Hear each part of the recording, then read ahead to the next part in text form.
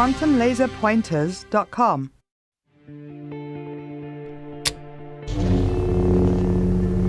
Quantum Laser Pointers brings you the infamous double-slit experiment right in the palm of your hand. In 1801, English physicist Thomas Young performed this experiment to determine if light was a particle or a wave. A laser shines a coherent beam of light through a film disc containing two parallel slits.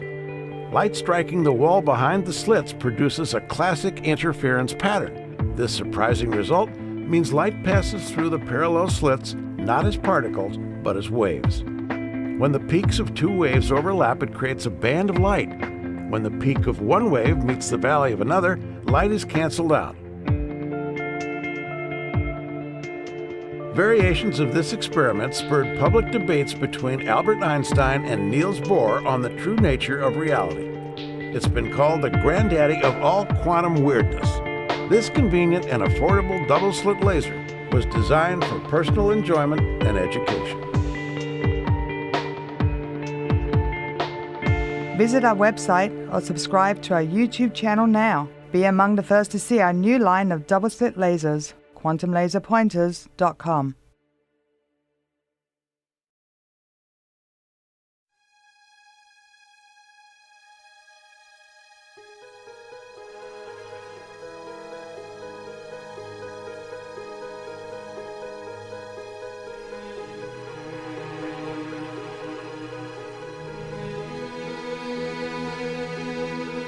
The foundation of quantum mechanics is explained by the following experiment.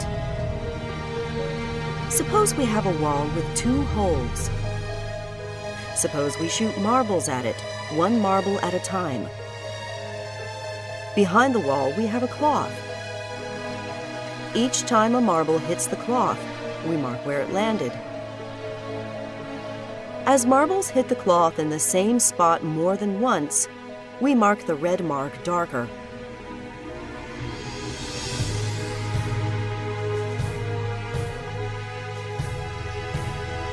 Some marbles make it through the holes by bouncing off at an angle. But most marbles that make it through the holes continue in a straight line. After a while, there will be many red marks on the cloth. The darkest red marks will be directly behind the two holes. Now suppose the two holes are very narrow. Suppose the marble is very small. Now the result is very different.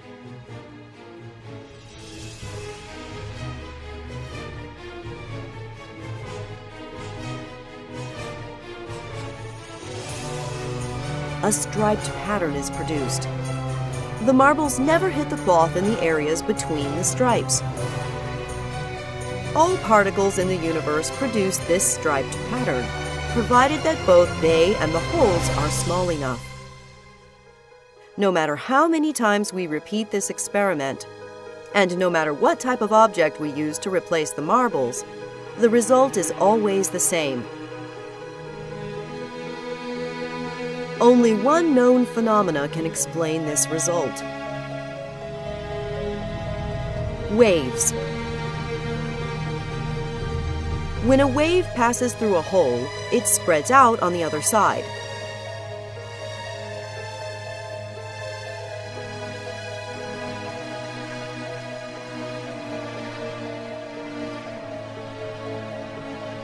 If there are two holes, two waves are produced.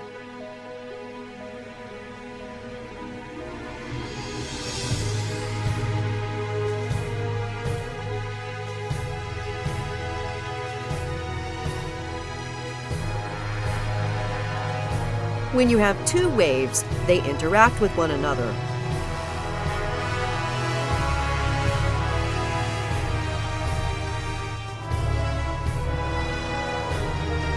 In some areas they strengthen each other, and in other areas they cancel each other out. This creates a striped pattern. This is the exact same pattern that we saw before. This means that all objects really behave like waves.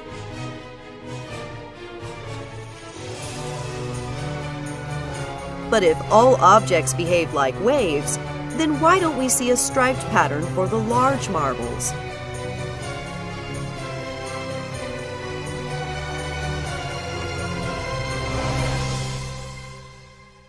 Large objects have much more energy than small objects. Waves have more energy by having a higher frequency.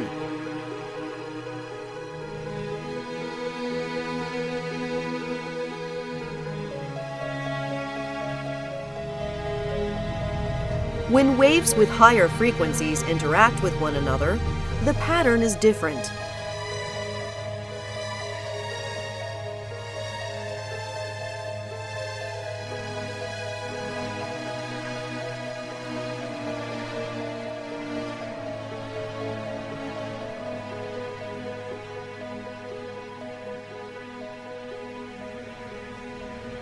Large objects have more energy, and they therefore behave like high-frequency waves.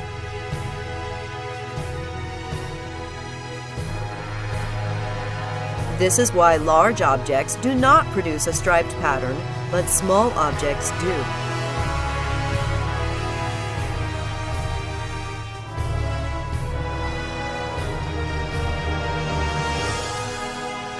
But there's still a problem. For a wave to produce a striped pattern, each wave must simultaneously pass through both holes, so that there will be two new waves that interact with one another.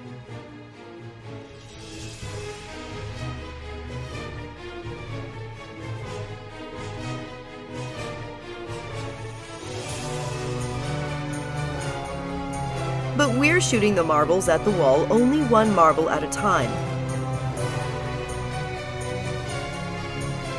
This means that each marble must somehow simultaneously pass through both holes in order to create the striped pattern.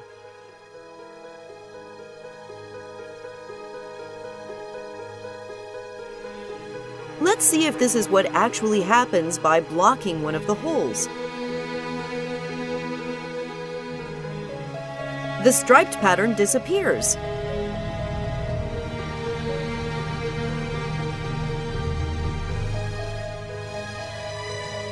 Most of the marks are now directly behind the one open hole.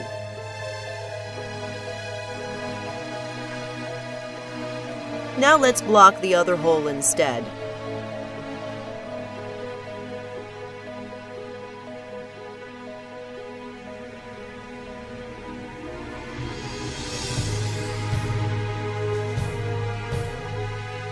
Again, the darkest lines are directly behind the one open hole.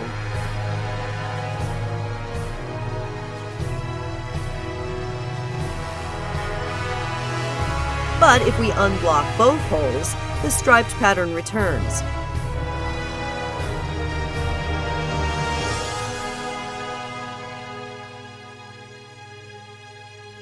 Areas that were hit many times when one of the holes was blocked are now never hit when both holes are open. This means that each marble really does have to simultaneously pass through both holes to produce a striped pattern. Let's test this by putting a detector in front of each hole.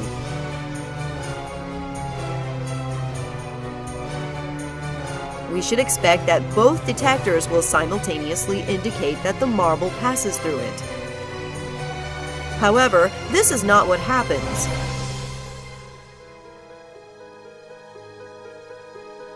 Each marble only passes through one detector or the other, but never both. Also, once we place detectors in front of the holes, the striped pattern disappears.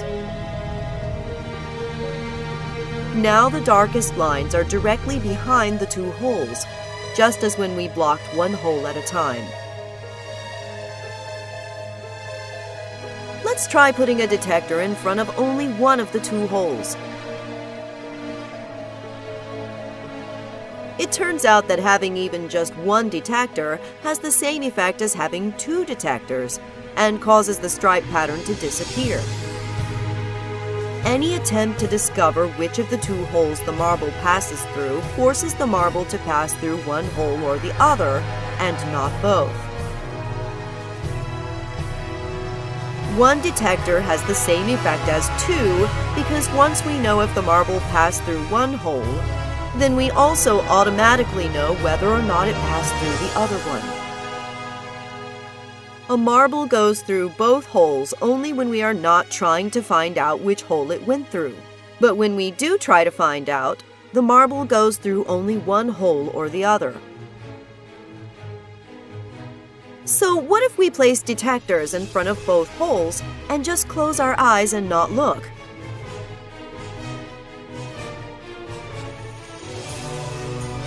We don't know for sure what is happening when we are not looking, but we do know what the mathematics describing the waves tells us.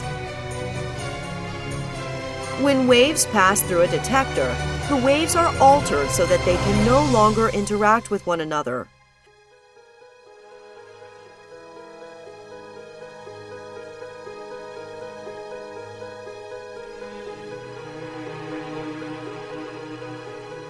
This means that the striped pattern will disappear even if we are not watching it. The detectors will cause this to happen on their own. However, the mathematics also says that each wave still simultaneously passes through both holes, even with the detectors present. But when we open our eyes and look, we always see the detector indicating that the marble passed through only one hole or the other, and never both. Each wave still simultaneously passes through both holes, even with the detectors present. But when we open our eyes and look, we always see the detector indicating that the marble passed through only one hole or the other, and never both. This means that the marble must be more than just a wave. The wave only describes the probability of where we will see the marble when we look at it. The probability of the marble being at a particular location is given by the wave's amplitude. The higher the amplitude of the wave at a particular location, the higher the probability is that we will see the marble there when we look. This means that we can never simultaneously know both the position and the momentum. Before the wave hits the detector, we know exactly what direction the momentum is in. However, we know nothing about the object's position.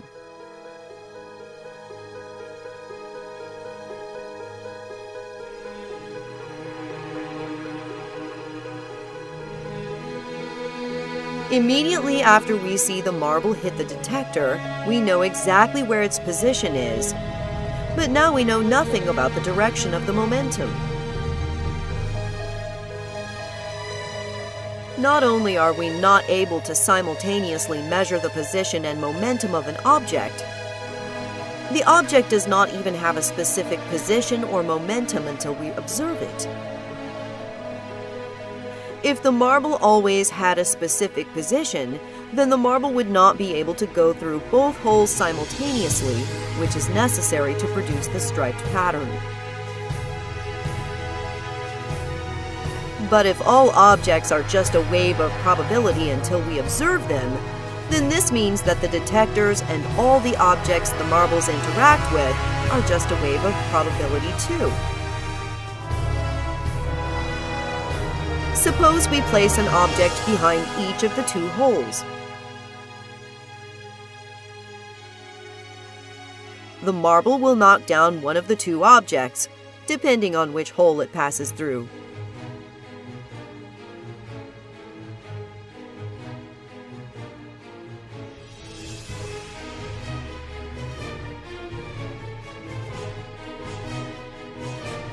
If we close our eyes and don't look, then the wave of probability passes through both holes, and each object being knocked down also becomes a wave of probability.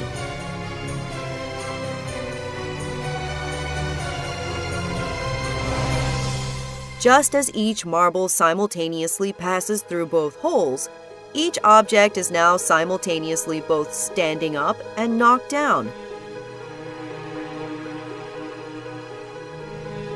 No matter how long we wait after the marbles have hit the objects, each object will continue to have a probability of still being in the standing position. And each object will also continue to have a probability of being in the knocked down position. According to the mathematics describing the probability waves, neither outcome is certain. It's only when we open our eyes and look that we see only one outcome or the other.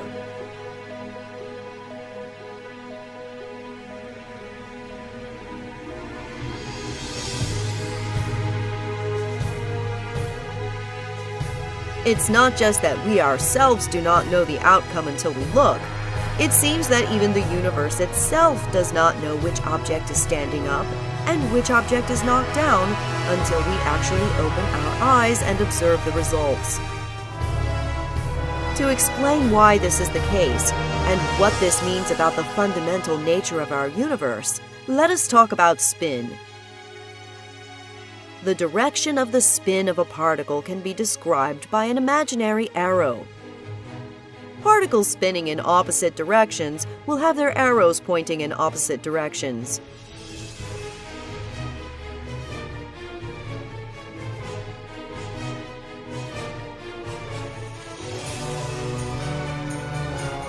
Particles are too small to see the spin directly with our eyes, but we can build detectors which tell us if the spin is in the direction of the red plate or if the spin is in the direction of the blue plate.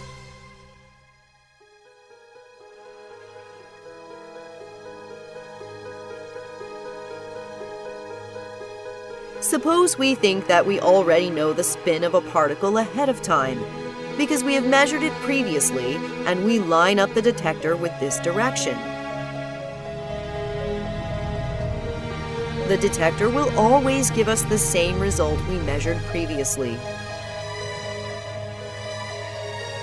But if the spin we measured previously is not in the same direction as the detector, then the act of measuring the spin ends up changing it.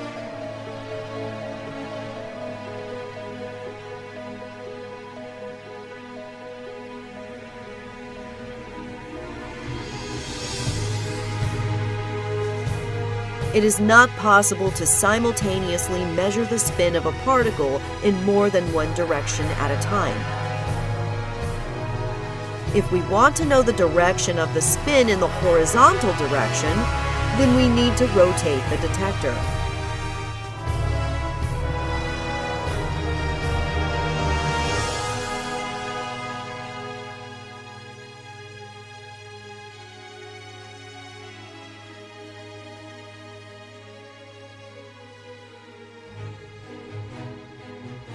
But why does this mean that the universe does not know what an object is doing until we observe it?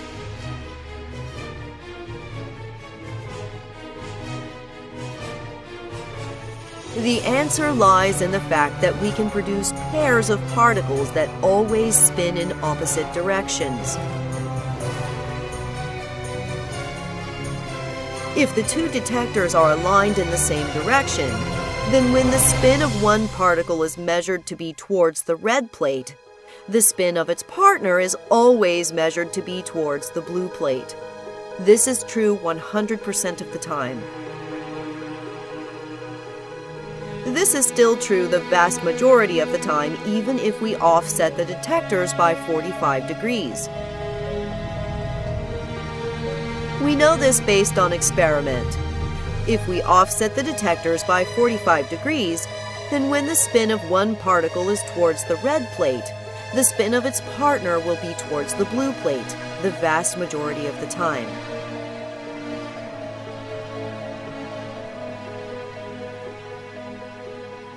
Suppose the two detectors are perfectly aligned with each other, and they are both in the diagonal position. Does the universe know ahead of time that the first particle will be measured to be towards the red plate, and that the spin of the second particle will therefore be towards the blue plate? If the universe knows ahead of time that the spin of the second particle will be towards the blue plate, then this means that the universe must know that the spin of the first particle will probably be towards the red plate, even if we rotate its detector by 45 degrees, either into the vertical position or into the horizontal position.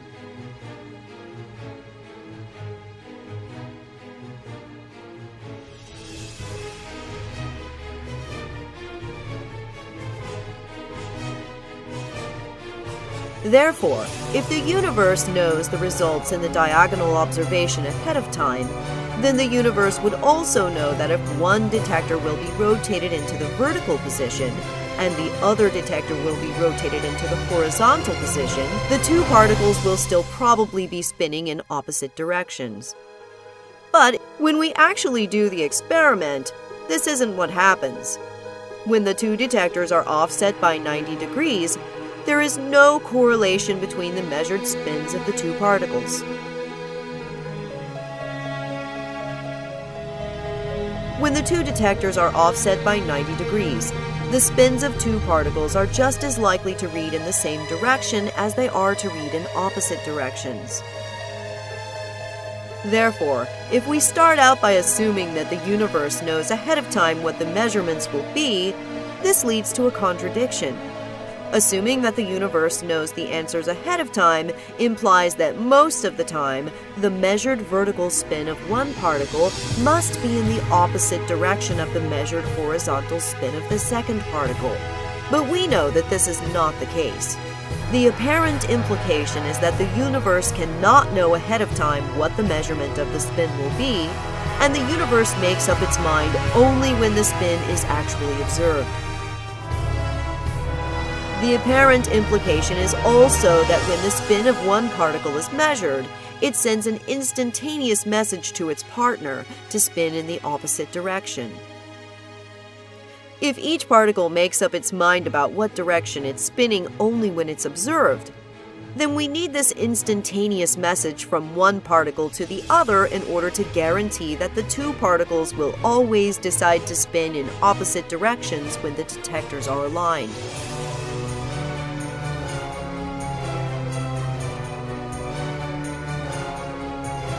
This is true no matter how far apart the two particles have traveled away from each other.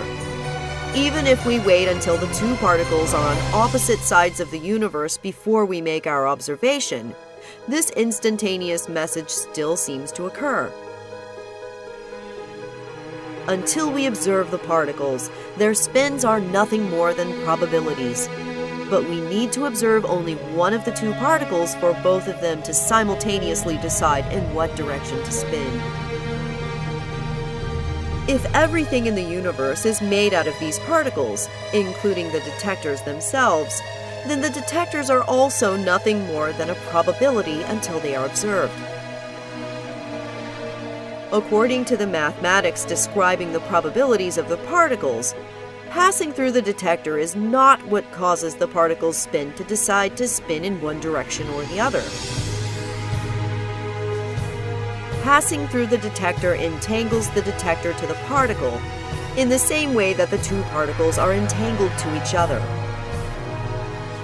The moment we look at the detector, it seems to send an instantaneous message to the particle so that the detector's measurement will agree with the spin of the particle. This is the same way in which the two particles seem to send instantaneous messages to each other.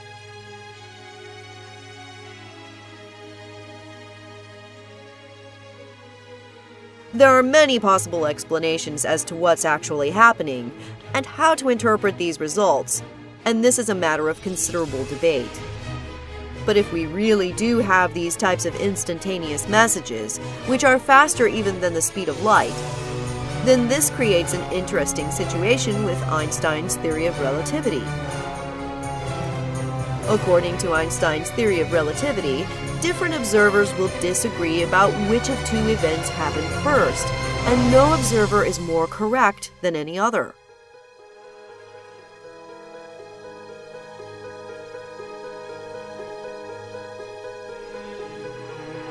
From one observer's point of view, the right particle was observed first and caused the left particle to change its spin. From another observer's point of view, the left particle was observed first and caused the right particle to change its spin. Therefore, we can't know which of these events is the cause and which of these is the effect, since both points of view are equally valid. In fact, according to quantum mechanics, we can't even know which particle is which. Suppose we have two particles in a container. Each particle does not have its own separate probability wave. There is only one probability wave, which describes the probability of measuring the two particles in every possible combination of positions. The probability that particle 1 will be in one position and that particle 2 will be in another position is exactly equal to the probability that the two particles will be in the swapped positions. Therefore, we cannot know if a particle we're observing is the same particle we measured earlier. If we think of our container as the entire universe, then this would imply that the universe consists of just one probability wave, governing the probability of all the particles in existence.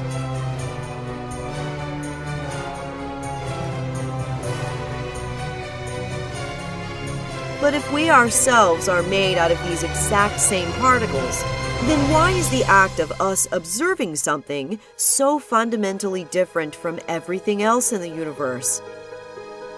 This is one of the greatest unsolved scientific and philosophical mysteries of all time.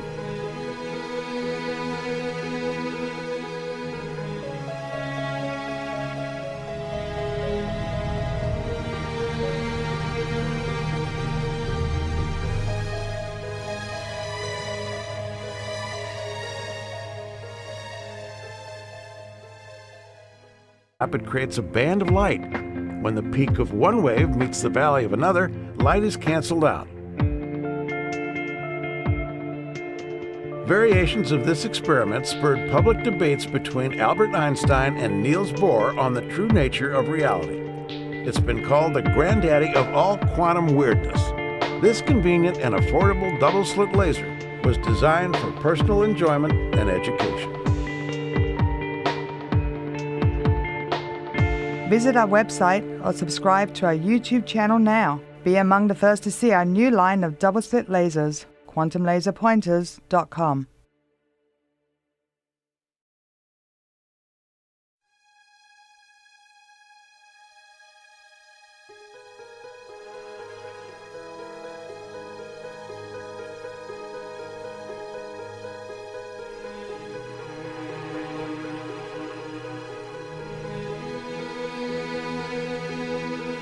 The foundation of quantum mechanics is explained by the following experiment. Suppose we have a wall with two holes. Suppose we shoot marbles at it, one marble at a time.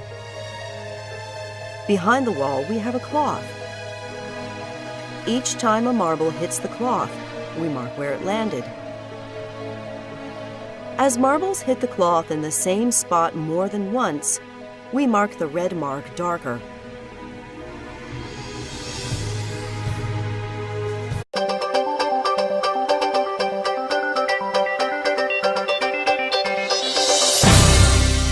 quantumlaserpointers.com.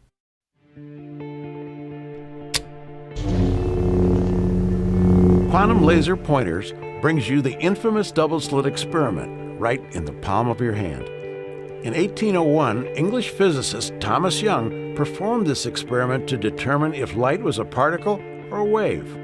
A laser shines a coherent beam of light through a film disc containing two parallel slits. Light striking the wall behind the slits produces a classic interference pattern. This surprising result means light passes through the parallel slits not as particles, but as waves. When the peaks of two waves overlap, a striped pattern is produced. The marbles never hit the cloth in the areas between the stripes. All particles in the universe produce this striped pattern, provided that both they and the holes are small enough. No matter how many times we repeat this experiment, and no matter what type of object we use to replace the marbles, the result is always the same. Only one known phenomena can explain this result. Waves. When a wave passes through a hole, it spreads out on the other side.